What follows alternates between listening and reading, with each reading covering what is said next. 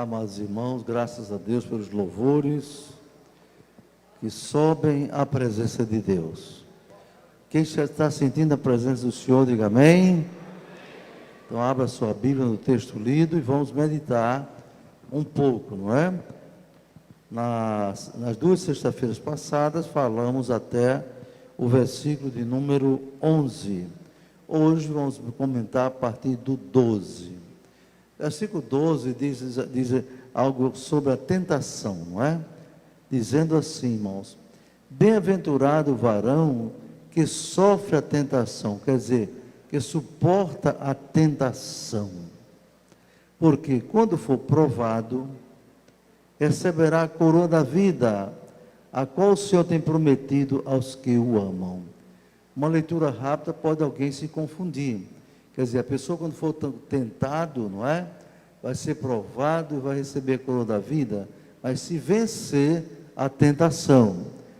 Ser provado aí, quer dizer, você é tentado, é provado e vai vencer. Por isso vai receber a coroa da vida. Amém, meus irmãos? Glória a Deus. Mas temos um pouquinho o que é tentação, não é? Creio que todo mundo tem ideia do que é tentação. Há um conceito que podemos dar.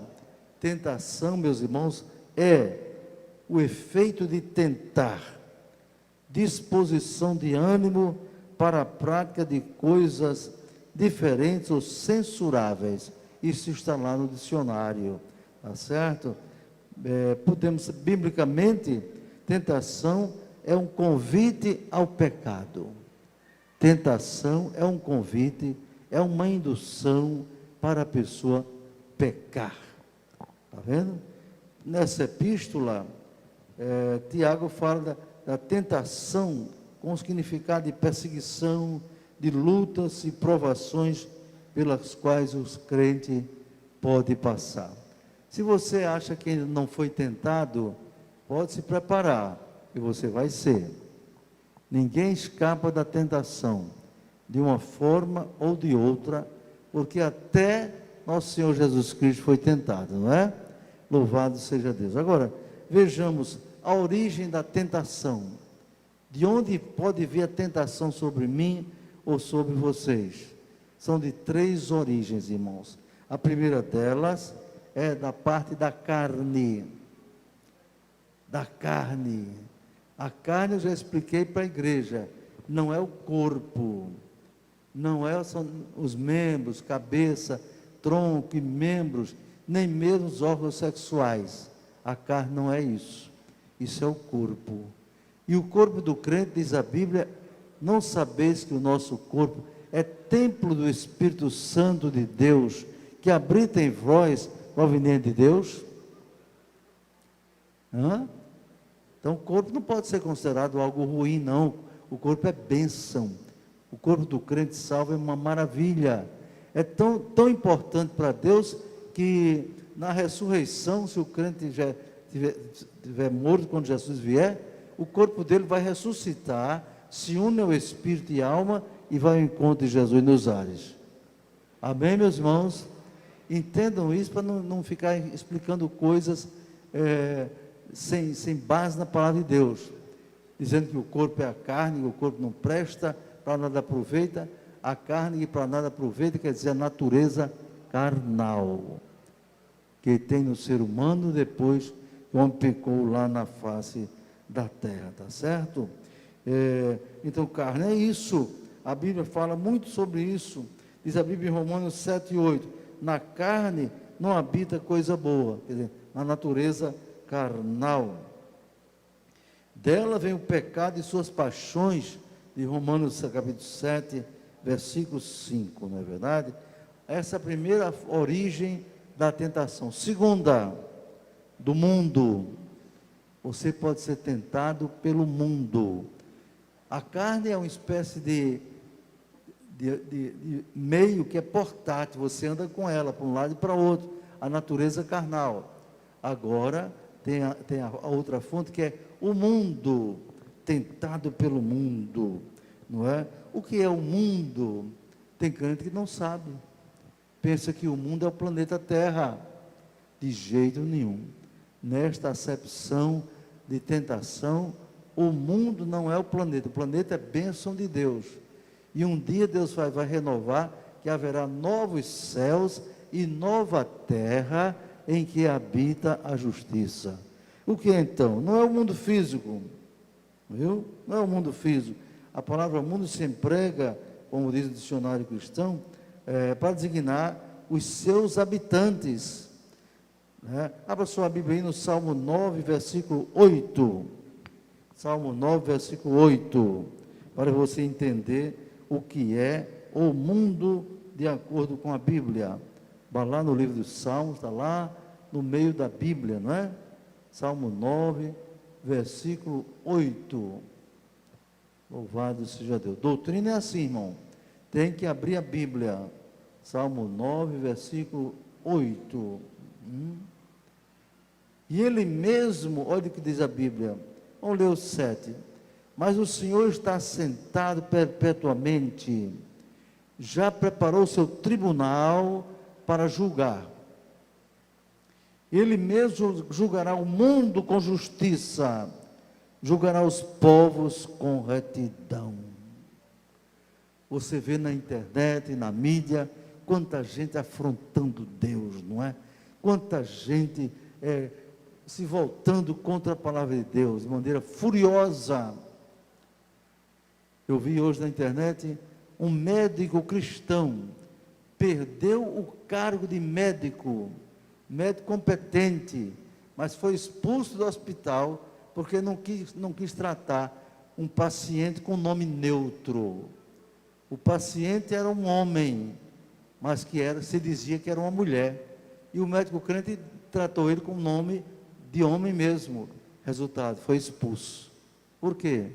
Porque o diabo inventou essa história de ideologia de gênero para satisfazer uma minoria muito pequena e quer impor uma verdadeira ditadura sobre a maioria. Mas aqui está dizendo, o tribunal já está preparado.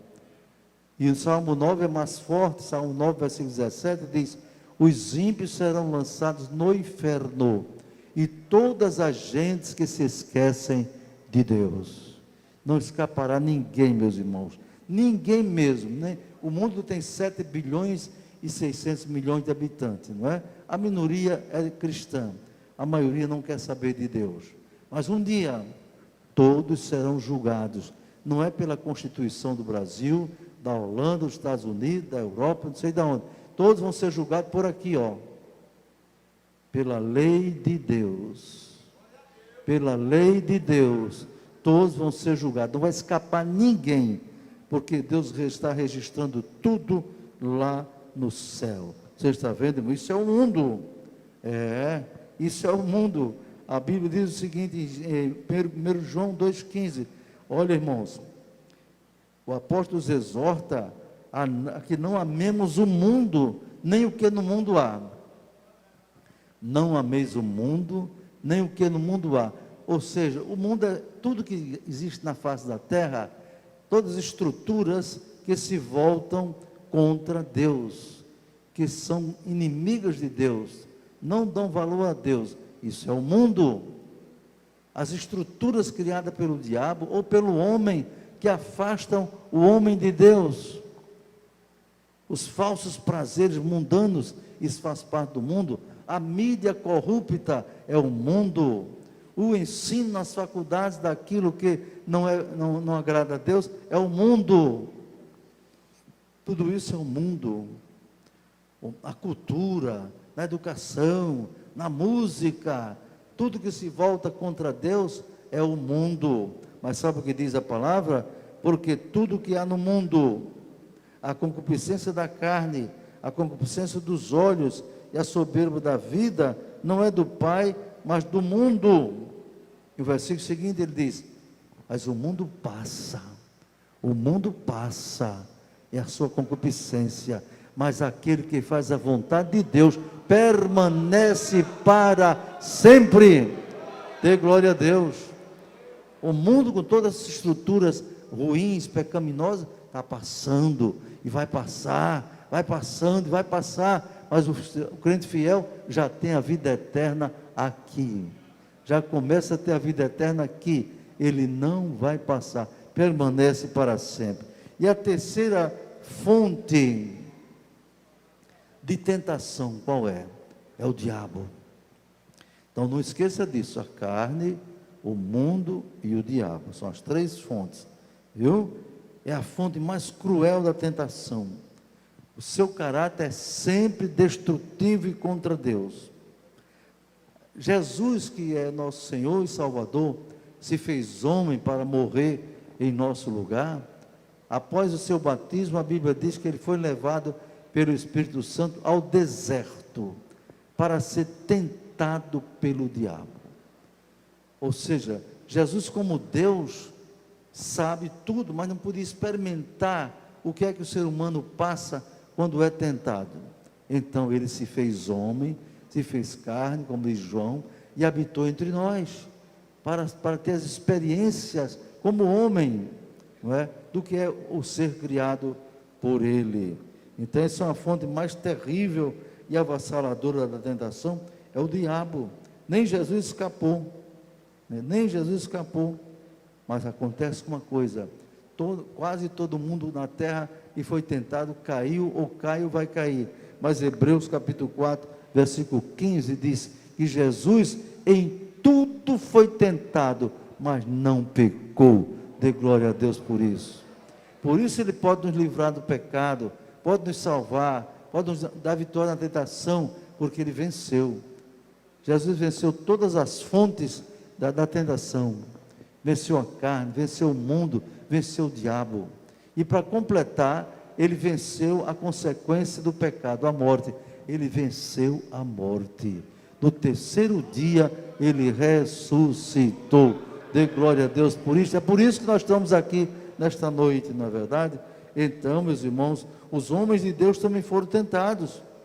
Homens de Deus como Abraão, não é? Como Sansão, como Davi, foram tentados. Foram tentados e muitos foram derrotados mesmo, não é verdade, irmãos? Foram tentados pelo adversário, né? A fazer aquilo que não era da vontade de Deus. Então, Jesus foi tentado, homens de Deus foram tentados, Davi foi tentado e caiu em pecado grave, Sansão foi tentado e caiu no pecado também. Cuidado, cuidado para não cair. E o que fazer para não cair? Jesus disse, simples, Mateus 26, 41, vigiai, olha, primeira coisa, a ordem, vigiai e orai, para não cair em tentação. O espírito está pronto, mas a carne é fraca. Tanto faz a carne do novo convertido, como do crente antigo, membro da igreja, batizado em água, como do diácono, presbítero, seja pastor, pastor presidente, irmã de ciclo de oração, a carne é fraca. Então é para vigiar e orar. Vigiar e orar. Às vezes chegam pessoas no gabinete, numa situação lastimável, pedindo orações, porque caiu no pecado e tem que ser disciplinada. Eu costumo conversar com a pessoa, perguntar sobre a sua vida, o que foi que aconteceu, ele caiu, aí faço uma pergunta-chave. Me diga uma coisa, você estava lendo a Bíblia todo dia? Sabe qual é a resposta? Não, pastor, estava não. Segunda pergunta, você estava orando todo dia? Não, pastor. Desculpa, sem ler a Bíblia é a espada do Espírito, irmãos. Você não combate Satanás com curso em nível médio, de graduação, de pós-graduação, mesmo em teologia. Ele não quer saber de nada disso. Agora, sabe o que ele tem medo? É da espada do Espírito. O crente fiel. Foi com a espada do Espírito, Jesus botou Satanás para correr lá no monte. Satanás tentou, Jesus disse, está escrito. Segunda vez, está escrito. Terceira vez, está escrito.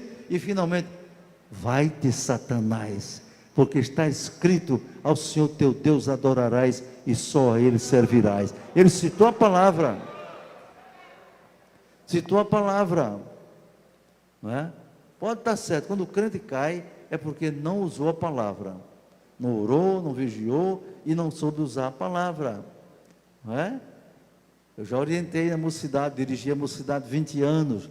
lá em Natal, a mocidade aqui também, eu tenho orientado, olhe, quando o seu namorado, da moça, vier, com aquela conversinha mole, macia, não é?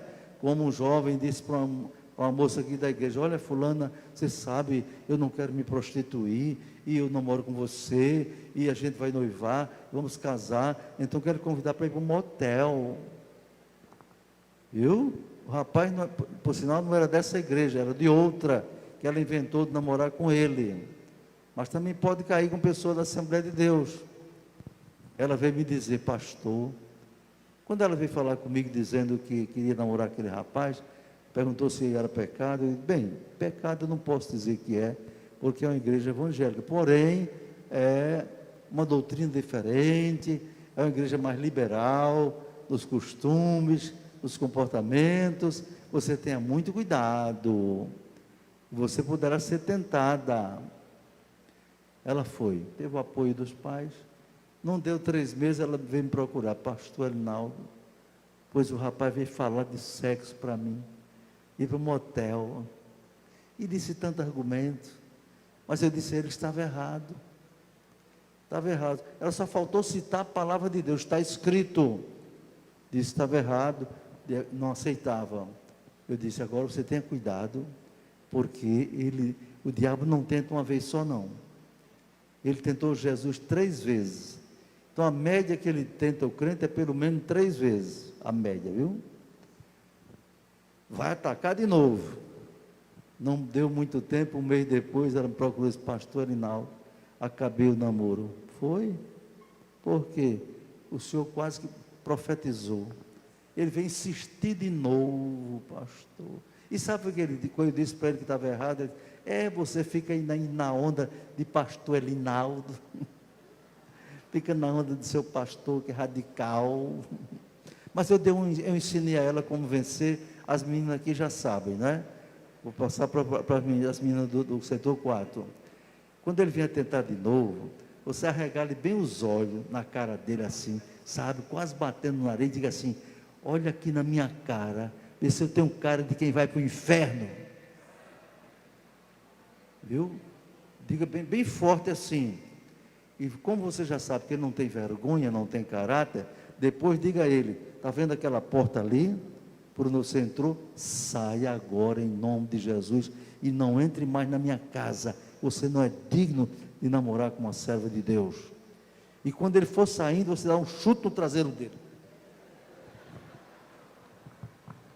Pois a menina veio me dizer, pastor, eu digo, como foi que você fez? Eu arregalei os olhos e disse, como o senhor disse, vê se tem um cara que vai para o inferno. Apontei para a porta, mandei ele embora. Ah, sim. Mas você não chutou não foi? Pastor, ainda fiz assim com a perna, mas me aquietei. Não, aquilo era uma figura que eu dei para você, minha filha. Então tem que resistir ao diabo, como diz Tiago, firme na fé, e ele fugirá de você. Dê glória a Deus por isso. Então você tem a tentação da carne, a tentação do mundo, a tentação do diabo, irmãos. Homens comuns são tentados também, meus irmãos. São tentados, cada pessoa pode ser tentada a praticar vários tipos de males, de crime, violência, estupro, brigas, ciúmes, guerra, mentira, calúnia, tudo acontece nos homens sem Deus. Mas os crentes também são tentados. Ninguém é imune à tentação. Os crentes em Jesus, homens ou mulheres, podem ser vítimas da ação do maligno, não é? Quando causam prejuízo à igreja do Senhor, com escândalos, calúnias, invejas, não é? Divisões, rebeliões, busca pelo poder, politicagem religiosa e tantas outras coisas ruins que tentam as pessoas. Quantas pessoas têm caído, não é, irmãos? Eu conheço o caso de pastor, pregador de caráter internacional. Um deles pregava para 176 países na televisão, nos Estados Unidos, e era retransmitido aqui no Brasil. Viu? Homem de poder, de unção, mas caiu vergonhosamente. Por quê? porque não cuidou do relacionamento com a sua esposa, com a sua família, entendeu? Cuidado, irmãos, eu tenho alertado os obreiros do Senhor, evangelistas, pastores, todos. Olha, em primeiro lugar não é a igreja não, viu? Você está pensando que a prioridade da sua vida, primeiro é a igreja, primeiro é o seu ministério, você está redondamente enganado, equivocado. Primeiro lugar na vida do obreiro, do crente, é Deus. Vamos fazer com os pregadores modernos. Diga, é Deus. Está fraco. É Deus. Isso, primeiro lugar é Deus. Ele não dá o primeiro lugar a ninguém. A ninguém. Ele diz, eu não dou a minha glória a ninguém. A glória dele é em primeiro lugar. Agora, em segundo lugar, não é a igreja, viu? Não, senhor. Se você é casado, segundo lugar é a sua esposa, que você tem que dar prioridade. Em terceiro lugar, sua família, seus filhos. Em último lugar, a igreja. Tem gente que arregala os olhos. Meu Deus. Já dei esse ensino praticamente todo o Brasil, por onde eu dei dando estudo por aí, não é? E muitos ficam assim, aqui, abismados. Uma irmãzinha do ciclo de oração já veio com o dedo na Bíblia, quando eu dei essa palavra, diz, pastor, eu discordo do senhor. Primeiro lugar, a igreja não pode ficar por último. Eu digo, minha irmã, a senhora pode mostrar na Bíblia? Ela disse, está aqui, ó, leia. Ela leu Mateus 6,33, onde Jesus diz, mas buscar em primeiro lugar o reino de Deus e a sua justiça, e as demais coisas vos serão acrescentadas. Pensava ela que eu não conhecia o versículo. Aquela altura eu já tinha lido a Bíblia umas 30 vezes. Aí eu disse simplesmente para ela, minha irmã, onde começa o reino de Deus? Ela ficou sem responder. A senhora acha que é no templo? O calado. Jesus disse, o reino de Deus está entre vós. O reino de Deus começa na sua casa. A primeira igreja que você tem que dar valor é a sua casa, é a sua família, viu, obreiro? Não é o templo certo nem a congregação, da congregação, não, senhor. É a sua família. Quem não obedece essa doutrina, esse ensino, é uma tendência para fracassar. Então, aquele grande pregador internacional, vivia pregando Estados Unidos, Europa, Ásia, África, Brasil e tal, agenda cheia. Cuidado com a agenda cheia. Não é bom sinal não, viu? Quem for pregador itinerante, cuidado. A agenda cheia não é bom sinal. A agenda cheia. Aí um dia, não vou dizer um belo dia não, foi um triste dia, caiu como uma prostituta. O grande pregador internacional caiu nas garras de uma prostituta. Por quê? Quando a igreja dele foi apurar, ele não estava vivendo bem com a esposa, não estava cuidando da família, estava viajando muito, ou seja, deixou de seguir aquela simples regra que Jesus disse, vigiai. Ele não vigiou o relacionamento com a família, e não vigiou o relacionamento com pessoas estranhas, e caiu vergonhosamente, perdeu o ministério, foi suspenso do ministério. Eu estava no Canadá, onde Deus me levou, quando eu era da Universidade Federal do Rio Grande do Norte, fui coordenador de um curso de especialização em administração universitária, em convênio com uma organização no Canadá. Eu estava lá vendo a televisão num dia de sábado, e ele apareceu lá. Não tinha mais a mesma graça, não tinha mais o mesmo poder. Cuidado, irmão, cuidado, não brinque com a palavra de Deus não, viu? É muito sério isso, porque você pode ser tentado pela carne, pelo mundo ou por Satanás. São 3 fontes terríveis de tentação, mas você pode vencer. Você pode vencer, porque Paulo diz, em Cristo nós somos mais do que vencedores por aquele que nos amou. Você quer ser vencedor? Se pegue com Jesus. Obedeça a sua palavra. Tenha diariamente uma vida devocional. A maioria dos crentes não tem vida devocional. A maioria dos crentes da Assembleia de Deus vem aos cultos, não é? Geralmente uma vez por semana, mas não tem vida devocional. E o obreiro que não tiver vida devocional, corre risco. O que é vida devocional? É você ter aquele momento a sós com Deus. Aquele momento em que só você e Deus, certo? Tem outro momento importante que eu vou falar já, para você ser um obreiro forte, um crente forte, uma mulher cristã forte. Vida devocional, todo santo dia leia a palavra de Deus. Se você ler a Bíblia todo dia, Deus vai falar com você através da sua palavra. Jesus disse: as palavras que eu vos digo são espírito e vida. Você quer crescer espiritualmente? Não é vendo pregações na internet somente, não. Você cresce espiritualmente lendo a Bíblia todo santo dia. Não faça como os crentes preguiçosos da Assembleia de Deus, não. Quem é esses crentes, pastor? É o crente quando o pastor da igreja diz: irmãos, fiquemos de pé, vamos fazer leitura oficial. Aí abre a Bíblia e lê. Aí fecha a Bíblia. No outro culto, quando ele vier, que ele vai abrir a Bíblia. Você é preguiçoso. Não lê a Bíblia, porque você não pode se alimentar. Eu pergunto: quem só se alimenta aqui uma vez por dia? Levante a mão. Parece que eu vi uma pessoa levantar.